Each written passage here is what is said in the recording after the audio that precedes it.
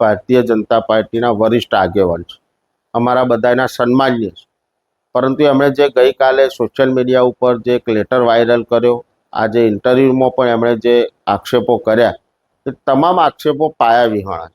ભારતીય જનતા પાર્ટીની વાત કરું તો એમનો લેટરમાં એવો ઉલ્લેખ હતો કે પાર્ટીમાં અમારી કદર થતી નથી.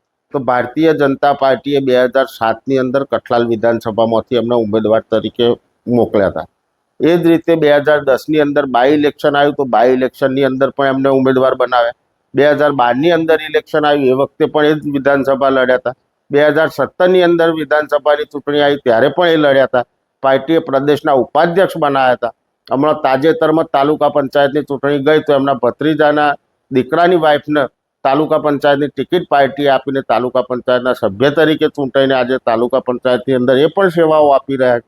એ જ રીતે એમના ભત્રીજાને પણ તાલુકા પંચાયતના પ્રમુખ તરીકે ભારતીય જનતા પાર્ટીએ બનાવ્યા હતા. ત્યારે પાર્ટી જો આટલું બધું આપતી હોય છતાં એ પાર્ટીમાં અવગણના થાય છે, આવી વાત કરતા એ વાત તદ્દન પાયાવિહોણી છે. વાત રહી ધારાસભ્ય તરીકે મારા ઉપર આક્ષેપો કરવાની, તો સન્માન્ય કનુભાઈ સાહેબે જે આક્ષેપો કર્યા છે એ તદ્દન પાયાવિહોણા છે. 2017ની ચૂંટણી પછી 2022ની ચૂંટણી પહેલાં હું ભારતીય જનતા પાર્ટીમાં જોડાયો. જે પહેલાં હું જિલ્લા કોંગ્રેસનો પ્રમુખ હતો અને જિલ્લા પંચાયતનો વિરોધ પક્ષનો નેતા હતો.